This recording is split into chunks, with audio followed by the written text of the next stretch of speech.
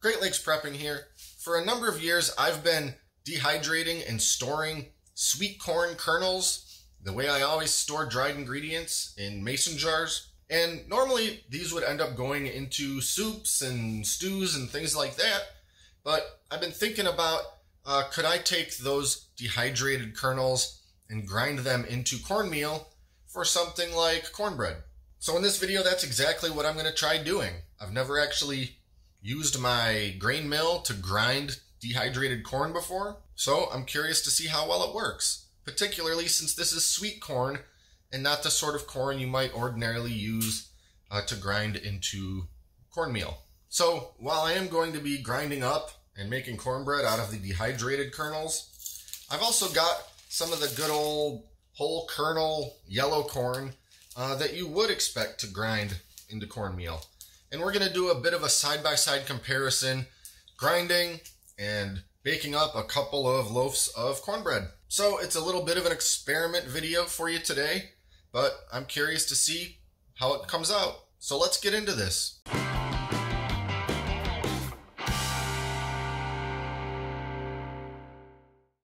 Alright, so here we've got the different corn that we're going to try here.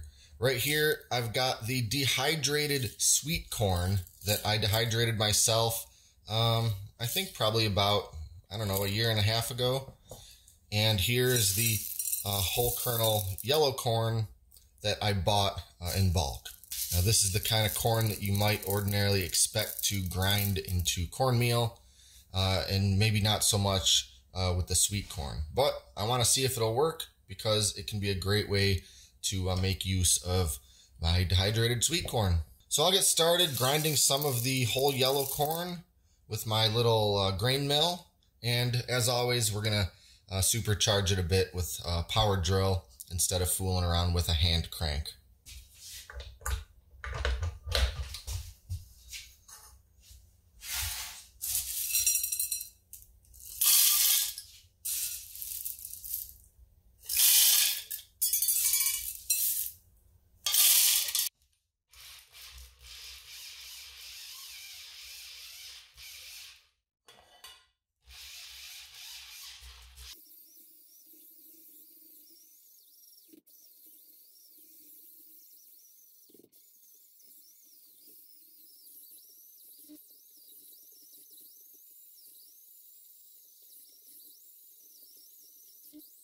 All right, and there we are with our 1.25 cups of cornmeal from the whole yellow corn. Now I'll move on and grind up some of the dehydrated sweet corn.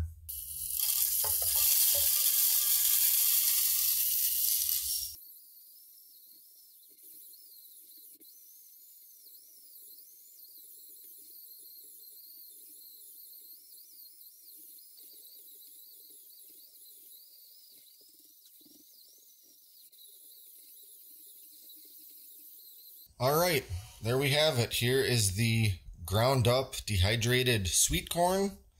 And, you know, I used the same grind coarseness on both of these, trying to kind of do an apples to apples comparison here. I really do see a bit of a darker yellow color in the dehydrated sweet corn.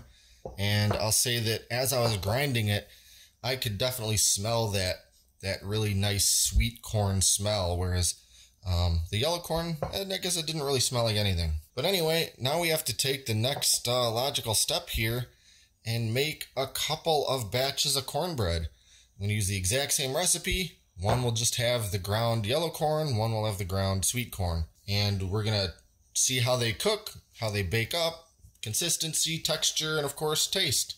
So let's move on to that. So this is just my really quite basic cornbread recipe, and we're going to make 2 batches simultaneously. So we start with an egg,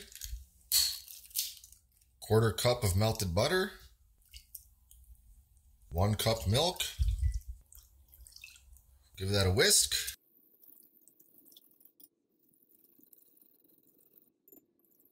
now 1 cup all-purpose flour, 1/2 cup of white sugar, 1 tablespoon baking powder, 1/2 teaspoon of salt, and of course our cornmeal. 1¼ cups for each. Here's the yellow corn and here's the sweet corn. I'm going to go ahead and keep my little label, put it on the bowl, and we whisk.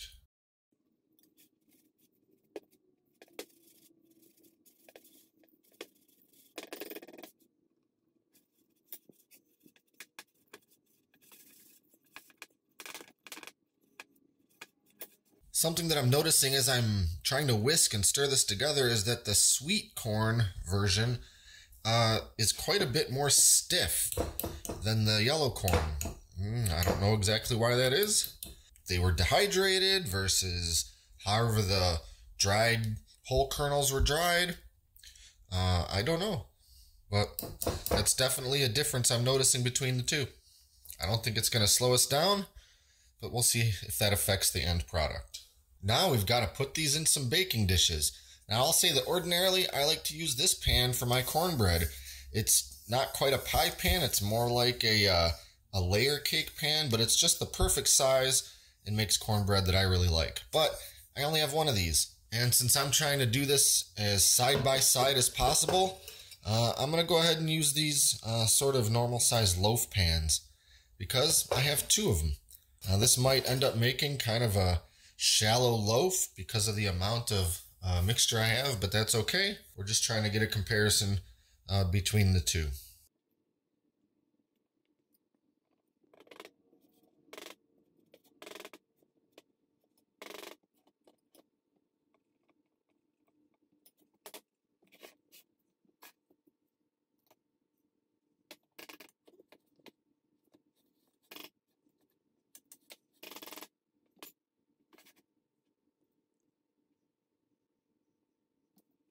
Alright, we've got the oven heated up to 400 degrees, and now we're just going to bake these for 20 to 25 minutes until we can stick a toothpick in it and pull it out and have it be clean. Now, obviously I'm going to have to take off my little label for the time it's in the oven, but I'll just remember that the sweet corn version is on the right.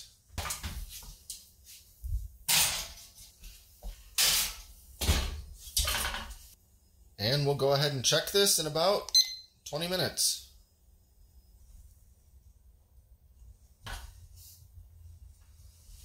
Well, right away as they come out of the oven, I can see a couple of sort of visual differences here. Maybe it was because that batter was a bit thicker that the sweet corn version ended up a little more sort of crumbly looking. And I don't know if we can really see this, but the sides are maybe a little more dark brown. Well, maybe they're about the same, but I think this one came out a little smoother looking, but I'll say both of them have a bit more of a, I'll call it a rustic appearance compared to when I make this with store-bought cornmeal. When I pour that batter into the pans, it seems to be much less viscous when I make it with store-bought cornmeal. And I don't know that that's a bad thing. I guess we'll find out when these cool down and I can kind of cut into them and give them a sample. I'd say they still both look perfectly tasty. They just look a little more, I don't know, they got a little more personality going on than when I've made this in the past with store-bought cornmeal. And I've made an awful lot of cornbread with store-bought cornmeal. But I don't know. I'll let these cool down for a little while and then we'll see what we got. Alright, these things have cooled for a while, and I'm excited to cut into them and see what we're looking at here. So we'll start with the yellow corn version.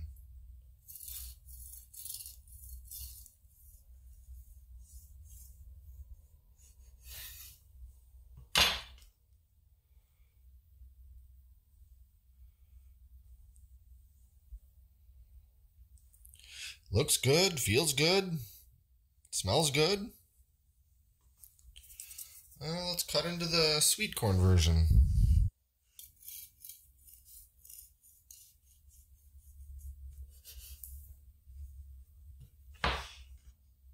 Well, right off the bat, I'm saying that it's a little more crumbly. But it still looks pretty good.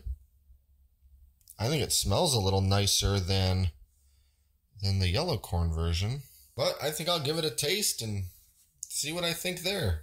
First, the dried yellow cornbread.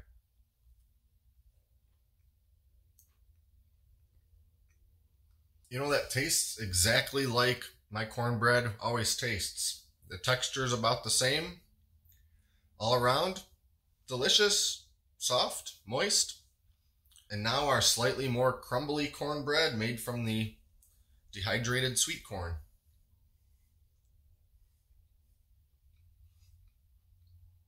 Well, I think it tastes almost the same, very similar. It's a little different. I can't quite put my finger on why.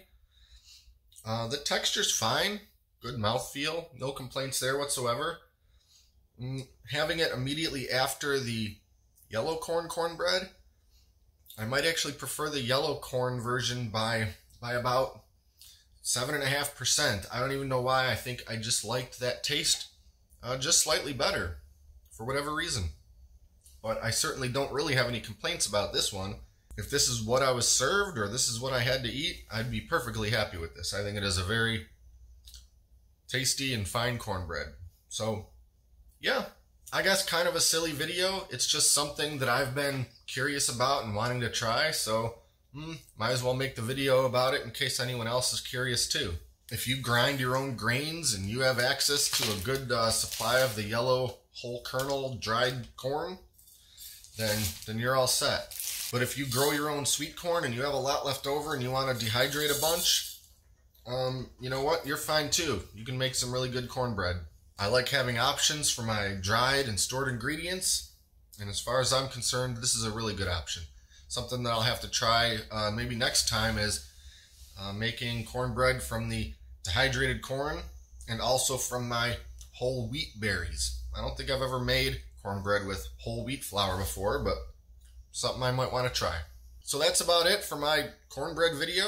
Be sure to like and subscribe and stay up to date with all our future food videos. Thanks for watching, and until next time, this is Great Lakes Prepping.